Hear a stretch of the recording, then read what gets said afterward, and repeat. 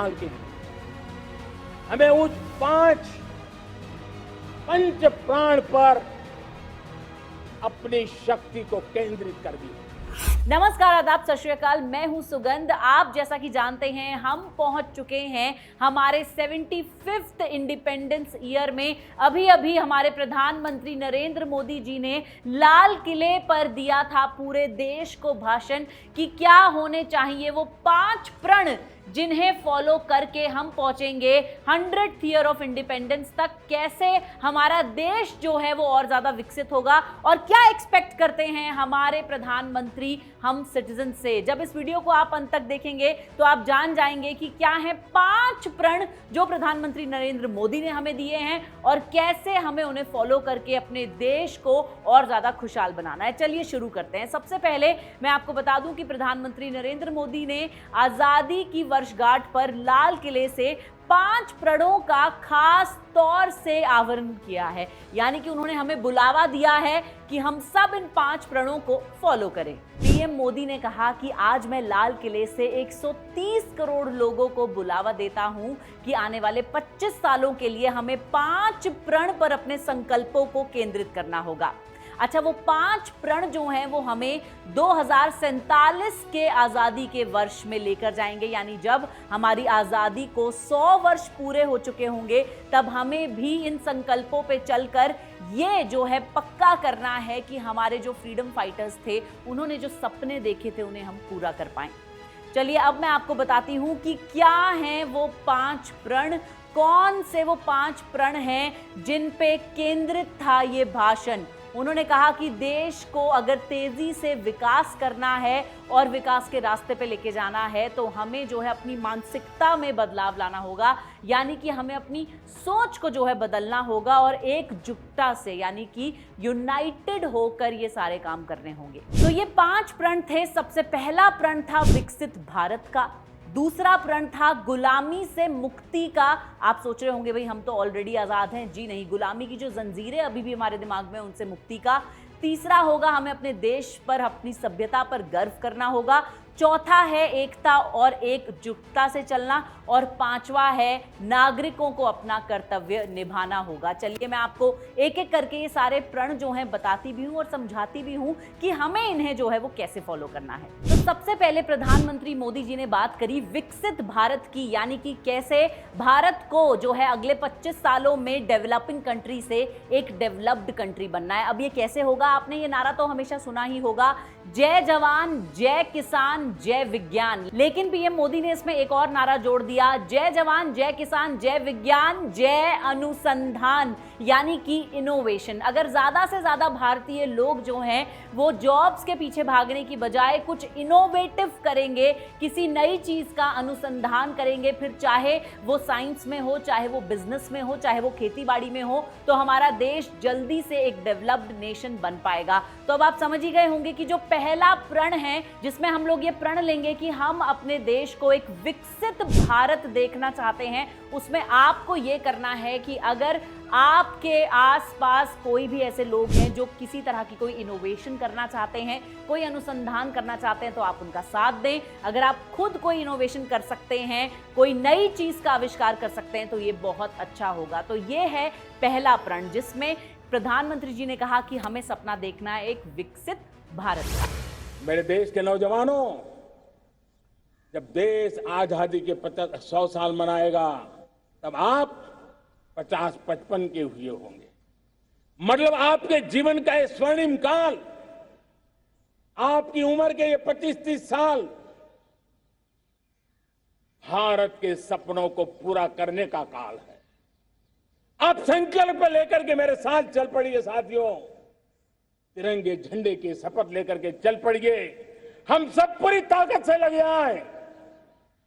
बड़ा संकल्प, मेरा देश विकसित देश होगा। दूसरा प्रण उन्होंने कहा कि हमें चाहिए गुलामी से मुक्ति। अब आप ये सोच रहे होंगे कि भाई हम तो ऑलरेडी आज़ाद हो चुके हैं। गुलामी से मुक्ति का उनका मतलब ये है कि हमें किसी भी तरह के नेपोटिज्म को बर्दाश्त नहीं करना है। नेपोटिज्म एक ऐसा शब्द जो बहुत ज्यादा न्यूज में आया था, जिस तरह से कहा जाता है कि अगर बाप जो है वो नेता बना है तो उसके बाद उसका बेटा जो है वो उस पार्टी का जो है लीडर बनता है, अगर बाप जो है एक एक्टर है तो बेटे को ही वो काम देता है। इस तरह की चीजों को नेपोटिज्म कहा जाता है और इसीलिए उन्होंने कहा कि हमें इस तरह की चीजों का बिल्कुल भी साथ नहीं निभाना चाहिए, हमें गुलामी से मुक्ति चाहिए। यानी कि परिवारवाद जो है वो कहीं पर भी सहा नहीं जाएगा, चाहे वो पॉलिटिक्स हो, चाहे फिल्म्स हो, चाहे जॉब हो, चाहे बिजनेस हो। तो अब अगर कोई स्किल्ड है, कोई टैलेंटेड है तो आप लोग उसे मौका दें, ना कि अपने दोस्त, रिश्तेदारों या परिवार वालों को। और अगर आप कहीं पर देखते हैं कि इस तरह से नेपोटिज्म जो है वो हो रहा है तो आपको उसके खिलाफ कंप्लेंट करनी चाहिए। तो नागरिकों से ये गुजारिश करी प्रधानमंत्री ने कि हमें गुलामी से मुक्ति लेनी चाहिए। तो चलिए, ये था दूसरा प्रण। कभी कभी तो हमारी टैलेंट भाषा के बंधनों में बन जाती है। ये गुलामी की मानसिकता का परिणाम है। हमें हमारे देश की हर भाषा पे गर्व होना चाहिए। वो हमें भाषा आती हो या ना आती हो, लेकिन मेरे देश की भाषा है, मेरे पूर्वजों ने दुनिया को दी हुई ये भेंट सौगात है, हमें गर्व होना चाहिए। तीसरा और एक महत्वपूर्ण प्रण जो प्रधानमंत्री नरेंद्र मोदी ने हमें लेने के लिए कहा वो है अपनी विरासत पर गर्व। आप तो जानते ही हैं कि भारत का जो कल्चर है, हमारी जो रिच हेरिटेज है, वो कितनी ज़्यादा पुरानी है और दुनिया में उसका बोलबाला है।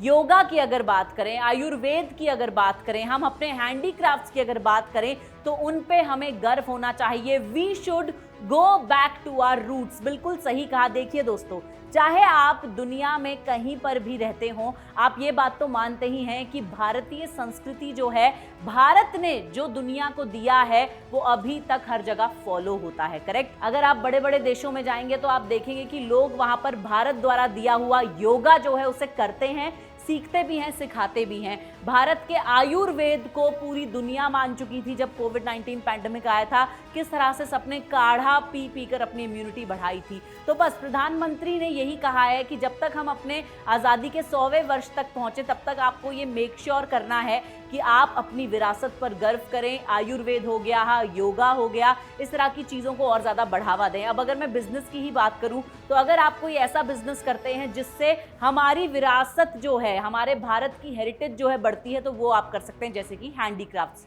तो ये था तीसरा प्रण जो हमें प्रधानमंत्री जी ने लेने को कहा। जब हम अपनी धरती से जुड़ेंगे, जब हम अपनी धरती से जुड़ेंगे तभी तो ऊंचा उड़ेंगे।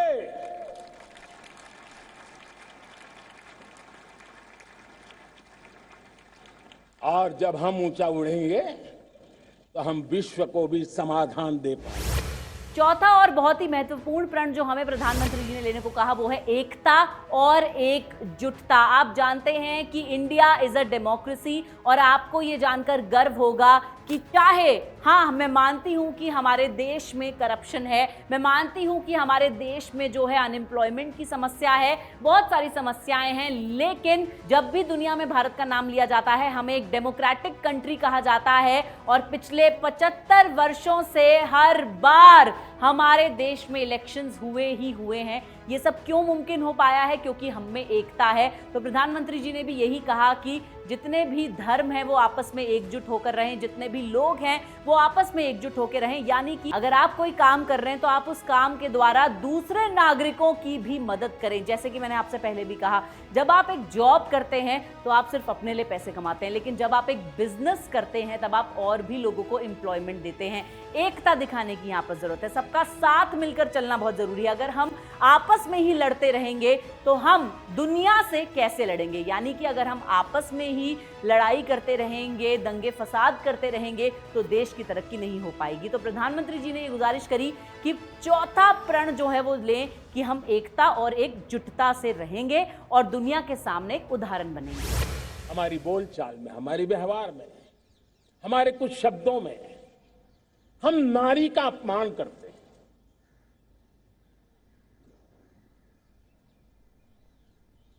क्या हम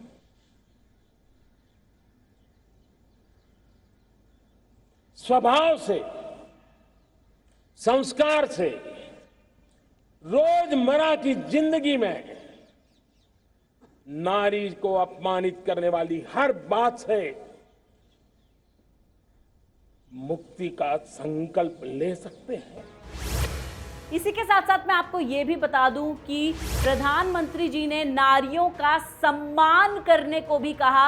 हम हमेशा ये बातें बोलते हैं कि women are equal to men, हमारे देश में जो है भाई नारियों का बहुत सम्मान किया जाता है, लेकिन मैं आपसे पूछना चाहूंगी कि क्या सच में उनका सम्मान किया जाता है? अगर आज तक आपको लगता है कि आपके वर्क प्लेस पे जो है विमेन को इक्वल अपॉर्चुनिटी नहीं मिल रही है, अगर आपको लगता है कि बिजनेस में और ज्यादा से ज्यादा नारियों को आना चाहिए, तो नारियों को बढ़ावा दें, उनका सम्मान करें। जी हाँ, जेंडर इक्वलिटी की बात प्रधानमंत्री जी ने कही और गुजारिश करी कि देश में नारी का सम्मान किया जाए, नारी को बढ़ावा दिया जाए। चलिए अब बढ़ते हैं 5वें प्रण की तरफ, जो है नागरिकों का कर्तव्य। प्रधानमंत्री जी ने एक बड़ी अच्छी बात कही। हम हमेशा चाहते हैं कि गवर्नमेंट जो है वो हमें टाइम पे पानी दे, हमें टाइम पे बिजली दे, हर घर में बिजली हो, लेकिन हमारा भी कर्तव्य बनता है कि जब हम लाइट, पंखों, स्विचेस का इस्तेमाल नहीं कर रहे हैं तब हम उन्हें बंद कर दें। हम हमेशा बात करते हैं कि गवर्नमेंट की क्या ड्यूटी है हमारी तरफ,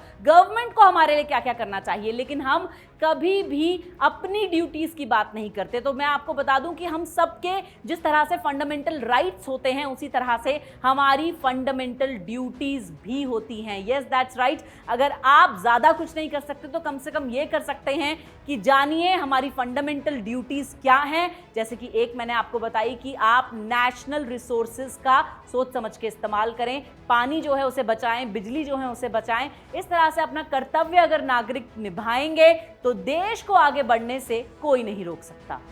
ये शासन का काम है कि बिजली 24 घंटे पहुंचाने के लिए प्रयास करे, लेकिन ये नागरिक का कर्तव्य है कि जितनी ज्यादा यूनिट बिजली बचा सकते बचाएं। हर खेत में पानी पहुंचाना सरकार की जिम्मेवारी है, सरकार का प्रयास है, लेकिन पर ड्रॉप मोर क्रॉप, पानी बचाते हुए आगे बढ़ना, मेरे हर खेत से आवाज उठनी चाहिए। हर कोई अगर नागरिक के कर्तव्यों को निभाएगा तो मुझे विश्वास है कि हम इच्छित लक्ष्य को प्राप्त करने में समय से पहले सिद्धि प्राप्त कर सकते हैं। दोस्तों, मैं आपको बता दूं, प्रधानमंत्री जी ने कहा कि अगर आपके सपने बड़े हैं तो आपको मेहनत भी ज्यादा करनी पड़ेगी। मुझे लगता है कि ये वीडियो हर एक देशवासी को जरूर देखना चाहिए। हम सबको जानना चाहिए कि 5 प्रण क्या हैं जो हमारे प्रधानमंत्री जी ने हमें दिए हैं और कैसे उन्हें फॉलो करके हम 100th ईयर ऑफ इंडिपेंडेंस में अपने देश को एक डेवलप्ड कंट्री के रूप में देख पाएंगे। अगर आपको ये वीडियो पसंद आया है तो इसे लाइक करें और शेयर जरूर करें। इसी बात के साथ जय हिंद, जय भारत। मैं यहां से लेती हूं इजाजत। सुगंध है मेरा नाम।